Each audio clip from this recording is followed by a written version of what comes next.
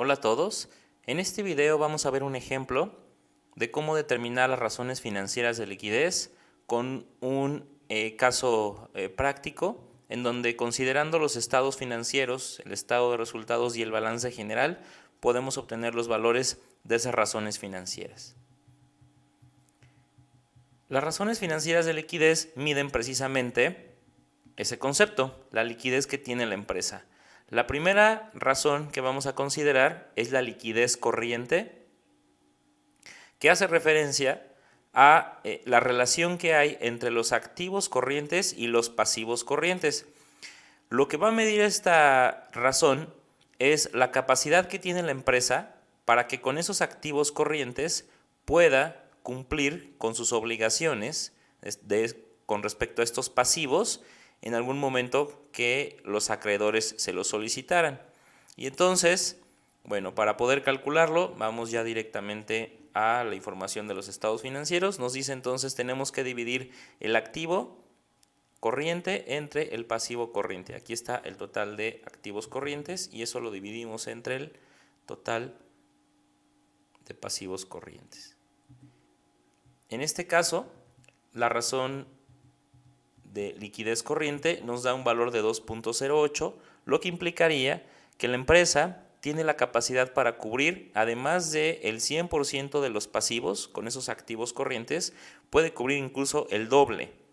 Es decir, estaremos hablando en términos porcentuales de un 200%, lo que representan los activos con respecto a los pasivos, ambos corrientes.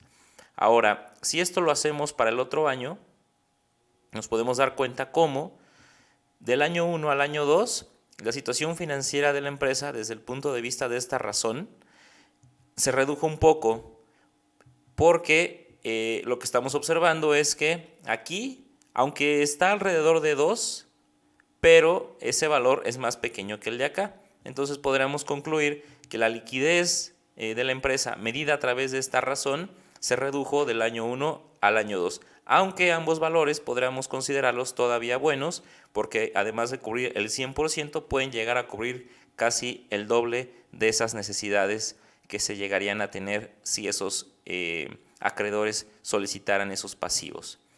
Ahora, otra razón es la razón rápida, en donde aquí es muy parecida a la liquidez corriente, solamente que ahora se excluye el inventario. Y la razón o la principal explicación de por qué el inventario se excluye es porque de esos activos corrientes el inventario es el menos líquido.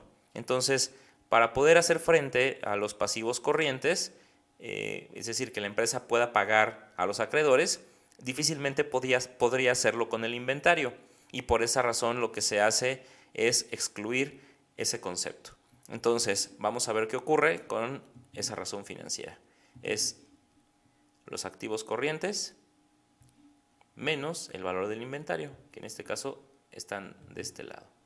Eso lo vamos a dividir entre total de pasivos corrientes. Y lo que observamos es que a diferencia de la liquidez corriente, una vez que se excluye el inventario, la razón rápida baja, es decir, la liquidez de la empresa va a bajar un poco cuando ya se excluye el inventario. Ahora, ¿qué pasa con respecto al otro año?